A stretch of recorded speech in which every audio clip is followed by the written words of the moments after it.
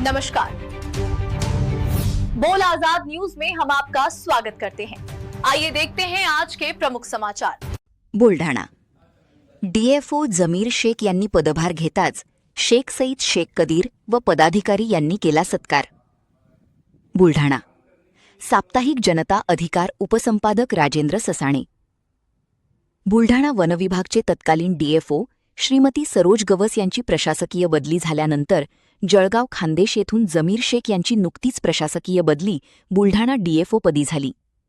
आपल्या पदाचा पदभार स्वीकारला असता दिनांक 24 एप्रिल रोजी कार्यालयात राष्ट्रीय अल्पसंख्याक पिछडा वर्ग संघटनेचे महाराष्ट्र प्रदेश अध्यक्ष शेख सईद शेख कदीर तसेच भ्रष्टाचार निर्मूलन समितीचे संस्थापक अध्यक्ष याकूब पठाण, लियाकत खान व पदाधिकारी कार्यकर्ते यांनी बुलढाणा उपवन संरक्षक अधिकारी बुलढाणा यांचे समक्ष चर्चा करण्यात आली। चर्चेदरम्यान शेख सईद शेख कदीर यांनी वनविभागातील भ्रष्टाचारावर प्रतिबंध लावणे, कर्मचारी कर्तव्यावर राहत नाही, जंगल वाचवणे, जंगलातील पशुपक्षाची निगा राखणे, जंगल तोड, जंगल जळून खाक होत आहे, यावर काय उपाययोजना करणार, यावर जमीर शेख यांनी आपल्या मागील कामाचे वृत्तांत सांगितले। मी कामचुकार करणारावर कडक कारवाई करतो।